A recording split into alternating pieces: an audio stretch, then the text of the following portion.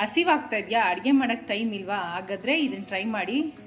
ಇವಾಗ 4ರಿಂದ ಒಂದು 5 table spoon ಹುಣಸೆ ಹಣ್ಣದು ಗಟ್ಟಿಗಿರೋ ಪಲ್ಪ್ ಥರ ಇರೋ ರಸ, ಹುಣಸೆ ರಸ, ಹುರಿದು ಪುಡಿ ಮಾಡಿ ಇಟ್ಕೊಂಡಿರೋ ಜೀರಿಗೆ ಪುಡಿ ಒಂದು 2 ಟೇಬಲ್ ಸ್ಪೂನ್ ಅಂದ್ಕೊಳ್ಳಿ, ಒಂದು 3/4 ಟೇಬಲ್ ಸ್ಪೂನಷ್ಟು ಚಾಟ್ ಮಸಾಲ, ಒಂದು 1/4 ಟೇಬಲ್ ಸ್ಪೂನಷ್ಟು ರೆಡ್ ಚಿಲ್ಲಿ ಪೌಡ್ರು, ಒಂದು 1/4 ಟೇಬಲ್ ಸ್ಪೂನಷ್ಟು ಬ್ಲ್ಯಾಕ್ ಸಾಲ್ಟು, ಒಂದು 1/4 ಟೇಬಲ್ ಸ್ಪೂನಷ್ಟು ಪಿಂಕ್ ಸಾಲ್ಟು ಇಲ್ಲ ರೆಗ್ಯುಲರ್ ಸಾಲ್ಟು ಹಾಕ್ಕೊಬೋದು.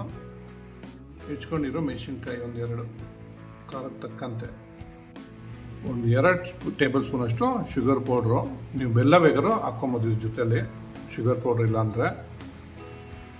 ಕಟ್ ಮಾಡಿ ಇಟ್ಕೊಂಡಿರೋ ಈರುಳ್ಳಿ, ಅದ್ರ ಜೊತೆಗೆ ಕೊತ್ತಂಬರಿ. ಇವಾಗ ಇದಕ್ಕೆ ಎಷ್ಟು ಬೇಕೋ ಅಷ್ಟು ನೀರು ಹಾಕ್ಕೊಂಡು ಕಲಿಸ್ಕೊಳೋದು ಅಷ್ಟೇ. ನಮ್ಮ ಹುಣಸೆ ಹಸಿ ಗೊಜ್ಜು ರೆಡಿಯಾಗಿ ಹೋಗುತ್ತೆ.